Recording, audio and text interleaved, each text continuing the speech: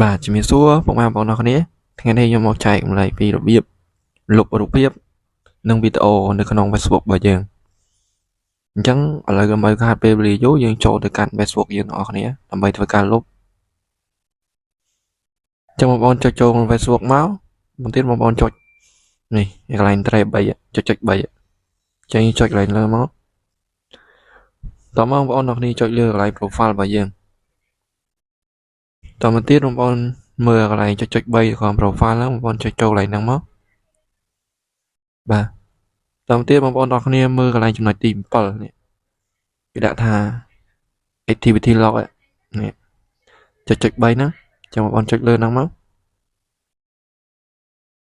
បាទបន្តមកទៀតបងប្អូនមើលខាងលើគេដាក់ថា your Facebook activity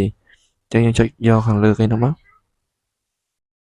បន្តទៀតបងប្អូនអរគ្នាមើលកន្លែងចំណុចទី3នេះគេដាក់ថា post អញ្ចឹងបងប្អូនអរគ្នាចុចមកលើហ្នឹងមក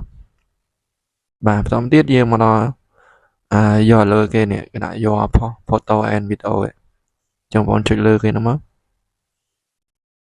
បន្ទាប់មកគេនឹងបញ្ជូនមកដល់កន្លែងវីដេអូនិងរូបភាពដែលយើងបានផុសពីមុនមកណាអញ្ចឹងបងប្អូនផុសពីឆ្នាំណាគឺនៅក្នុងហ្នឹងហើយនេះវីដេអូខ្ញុំផុសពីឆ្នាំណាគឺនៅក្នុងហ្នឹងទាំងអស់អញ្ចឹងបងប្អូនចង់លុបវីដេអូឬក៏រូបភាពមួយណាបងប្អូនក៏ចុច select លើហ្នឹងមកនេះបាទចុច select យ៉ាងមកបងប្អូនចុចកន្លែងធុងសម្រាមនេះខាងលើគេនេះ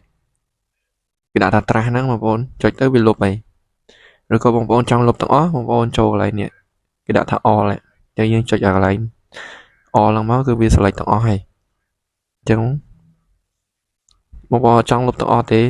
បងប្អូនចង់ទុករូបភាពឬក៏វីដេអូមួយណាដែលបងប្អូនចង់ទុកអញ្ចឹងបងប្អូនគាត់ថាដកកន្លែង click ហ្នឹងមកតាមទៀតបងប្អូនចូលកន្លែងធុងសម្រាមហ្នឹងមកគឺវាលុបវីដេអូទាំងអស់តែបងប្អូនបាន click ហ្នឹងណាអញ្ចឹងវីដេអូគឺមានតែប៉ុណ្្នឹងទេបងប្អូនអរគ្នាបើសិនជាគិតថាវីដេអូនេះមានប្រយោជន៍សម្រាប់បងប្អូនអរគ្នាកុំភ្លេចចុច like បាទ follow page share ម្នាក់មួយផងបងប្អូនអរគ្នាដើម្បីទទួលបានវីដេអូថ្មីៗទៀតអរគុណជួបខ្ញុំនៅវីដេអូក្រោយទៀត